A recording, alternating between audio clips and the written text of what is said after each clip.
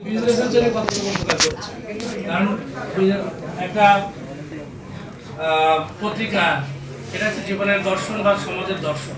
তো এই দর্শনটাকে কাজে লেগে আপনারা বলছেন যে 4.5 কোটি মানুষের ব্যবসায়িক কণ্ঠস্বর, এই কণ্ঠস্বর কতটুকু আপনাদের কণ্ঠকে জনগণের সামনে কতটুকু সরকারের সামনে উপস্থাপন করতে পেরেছে সেটি আজকে মূল্যায়নের করার বিষয় আসছে।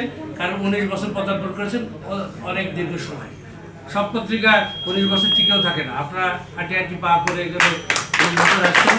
এই জন্য আমরা শিল্প মন্ত্রণালয়ের পক্ষ থেকে আপনাদেরকে ধন্যবাদ জানাচ্ছি। আগামীতে নতুন সরকারের কাছে আপনার প্রত্যাশা, আমাদের নতুন সরকারের কাছে প্রত্যাশা না, আমাদের সব সরকারের কাছেই প্রত্যাশা। আমাদের নতুন বছর এসছে, এই জন্য আমরা অন্য কোনোটা থাকলে বন্ধ করতে আচ্ছা। তো সে কারণে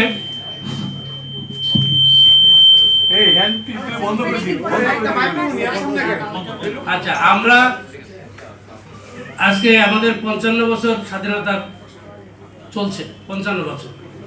আমাদের 55 বছর পরেও আমাদেরকে সরকারের কাছে নতুন করে প্রত্যাশা চাইতে হয়, নতুন করে বাস্তবতা নিরিখে আমাদের মনে করতে হয় যে নতুন করে আবার পথ চলা কীভাবে শুরু করা যায়।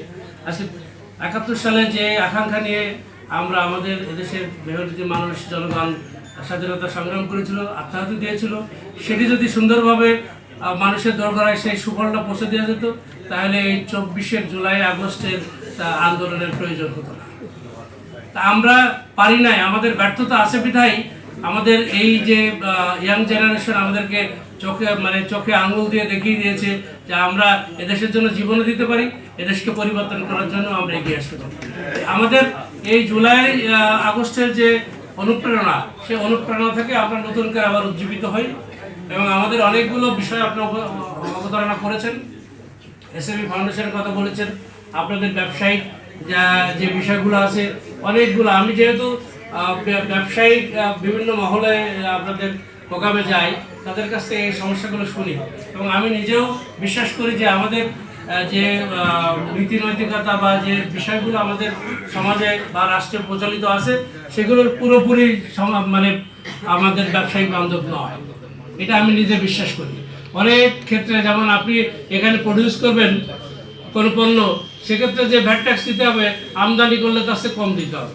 সুতরাং আপনি কে প্রডিউসার হবে, কে এখানে ম্যানুফ্যাকচার করবে, সুতরাং এই বিষয়গুলো নতুন করে চিন্তা ভাবনা করার সময় এসছে। আমরা চাই যে যারা ব্যবসায়ী আছেন, আমরা সরকারি প্রতিষ্ঠান, শিল্প মন্ত্রণালয়ের যতগুলো প্রতিষ্ঠান আছে বেশিরভাগ হচ্ছে লুজিং কনসার্ন, আমরা ওইটা নিয়ে চলছি, কারণ আমরা এটাকে ফেলে দিতে পারছি না, কারণ এখানে অনেক এমপ্লয়মেন্ট জড়িত আছে। এই জন্য আমরা টিম করে হলেও চলছি। আমাদের চিনি শিল্পর কথা আসছে যে আমাদের 9টি চিনি শিল্প চলছে, 6টি আমাদের বন্ধ রয়েছে। কি কারণ? আমাদের আখের স্বল্পতা। আমাদের মেশিনগুলো অনেক পুরনো, সেটা আমরা রিনোভেশন করে চালাচ্ছি, কিন্তু আমাদের আখের স্বল্পতার কারণে আমরা করতে পারছি না। আমাদের বিট ওনারা বলছেন, আমরা অনেককে বলেছি, ওনার কাছে ওনার ওই লিজ বিষয় না, আমরা যে কোনো এই যে বন্ধ প্রতিষ্ঠান, সেই বন্ধ প্রতিষ্ঠান আমরা দিতে, যে কোনো উদ্যোক্তাকে দিতে রাজি আছি, যদি আপনি ওইটাকে নিয়ে আমাদেরকে চালু করে দিতে পারেন, আমাদের এমপ্লয়মেন্ট জেনারেট করতে পারেন, কোনো অসুবিধা নেই। কিন্তু পঞ্চগড় বা অন্য কোনো এরকম স্পেসিফিক না, আমরা 6টাকেই আমরা টার্গেট করেছি। আমরা অনেককে দেখিয়েছি, অনেকে এগিয়ে আসার চেষ্টা করছে, অনেকে আবার চেষ্টা করছে যে না, এটাতে আমাদের হবে না। আমরা অনেককেই অ্যাপ্রোচ করেছি, সরকারি বেসরকারি পর্যায়ে, বিদেশি পর্যায়ে আমরা করেছি। উনি বিট চাষ করবেন, আমাদের আসলে কোনো মেশিন বিট চাষের জন্য উপযুক্ত নয়। আমরা আমাদের যে মেশিনগুলো আছে সেই মেশিন যদি আপনি কাজে লাগাতে পারেন, আপনি বিদেশ থেকে বিট আমদানি করেই হোক, আপনি যেভাবে হোক আপনি করতে পারবেন, আমাদের কোনো সমস্যা নেই। আমরা এটা উদার হস্তে আপনাদেরকে আমরা বলে দিয়েছি, এই গভর্নমেন্টও বলে দিয়েছি, বিভিন্ন উদ্যোক্তা তৈরির জন্য, বিভিন্ন ইনভেস্টর আনার জন্য আমরা সর্বদা চেষ্টা করছি। এসএমই ফাউন্ডেশনের কথা বললেন, আসলে আমাদের দেশে যে ভোটারও মহিলা বেশি, আবার জনসংখ্যাও মহিলা বেশি, বিষয় 51%-এর উপরে কিন্তু মহিলা আমাদের। সুতরাং আমরা যে বলি সবসময় যে অর্ধেক মহিলা অর্ধেক পুরুষ, আসলে আমরা অর্ধেক বেশি নারীকে আমরা অবহেলা করে যদি আমরা অগ্রসর হতে চাই, সেটা কখনোই সম্ভব। এই জন্যে আমরা এবার, আমি যেহেতু এসএমই ফাউন্ডেশনের দায়িত্ব দিয়েছি, আপনারা জানেন যে অতি সম্প্রতি এসএমই ফাউন্ডেশনের চেয়ারম্যানের দায়িত্ব আমার উপর অর্পিত হয়েছে।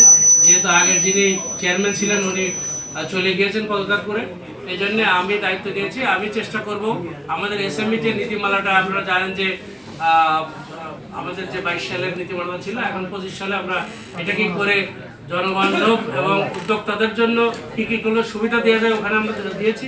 পাশাপাশি নারীদের উদ্যোক্তাদের যাতে আরও সুবিধা হয় সেগুলোর ক্ষেত্রে আমরা ওখানে অনেকগুলো বিষয় আমরা ইনসার্ট করেছি।